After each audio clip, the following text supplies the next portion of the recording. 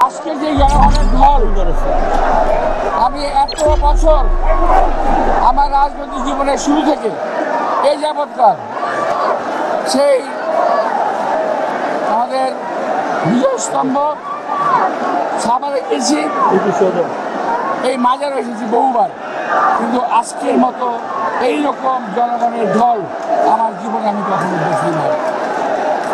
এর একটাই মাত্র কারণ জনগণের বাদ ভাঙা উল্লাস। এই দেশের মানুষ স্বৈরাচার মুক্ত হয়েছে। এই দেশের মানুষ চায় এক স্বৈরাচার মুক্ত হয়ে আমরা যেন আরো কোনো স্বৈরাচার রাতে না পড়ে যাই। এই দেশের মানুষ ভোটের অধিকার চায়। আমরা শুনেছি, আমরা দেখেছি, ভোটের কথা বললে, ইলেকশনের কথা বললে অনেকেরই মুখ বাঁকা হয়ে যায়। কিন্তু আমরা পরিষ্কার বলতে চাই, আমার নেতা তারেক রহমান সাহেব পরিষ্কার বলেছেন আমাদেরকে কতদিন অপেক্ষা করতে হবে এটা আমাদের একটু জানিয়ে দিন।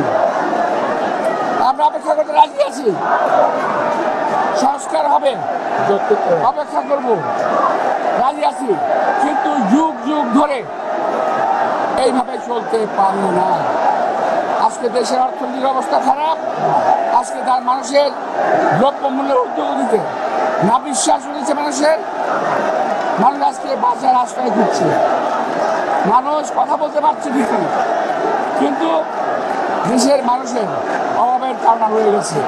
যতক্ষণ পর্যন্ত নির্বাচিত সরকার না আসবে ততদিন পর্যন্ত এই সমস্যার কোনো সমাধান হবে না।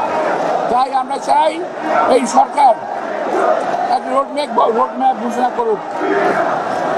একজন উপদেষ্টা কয়েকদিন আগে বলেছেন, আমি তার জবাব দিতে চাই না, যে 53 বছর রাজনৈতিক নেতৃবৃন্দ কি করেছে।